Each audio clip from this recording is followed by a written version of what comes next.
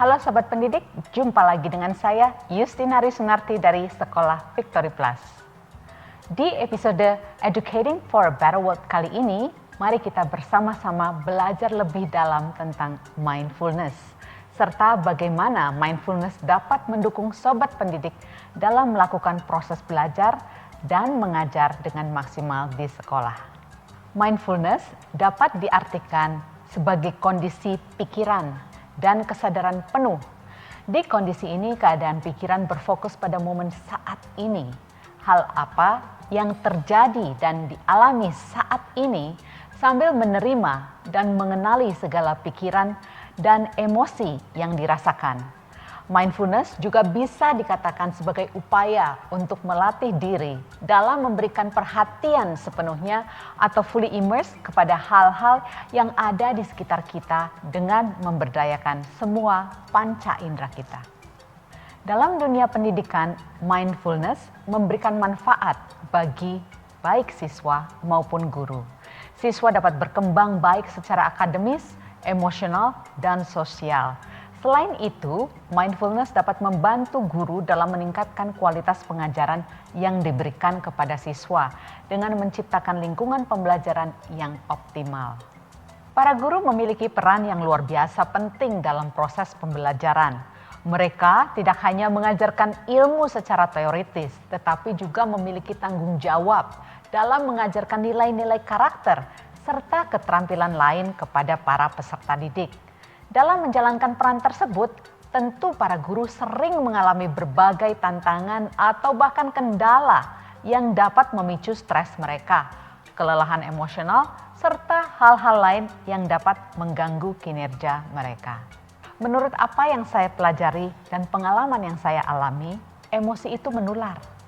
Jadi, bila kita bahagia, kita akan menularkan kebahagiaan atau kegembiraan kita itu pada lingkungan kita. Namun pada saat kita sedih, kita pun akan muram dan orang-orang di sekitar kita pun akan terpengaruh dan akan juga muram. Apabila kita sedang marah, maka tendensinya adalah kata-kata yang keluar dari mulut kita juga tidak terkontrol dan nadanya akan pastinya tinggi.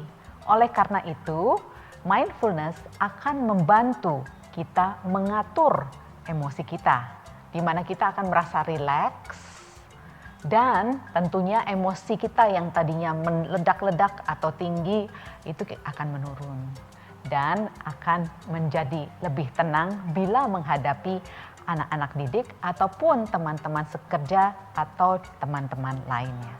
Terlebih di masa pandemi seperti ini, begitu banyak penyesuaian yang harus dilakukan.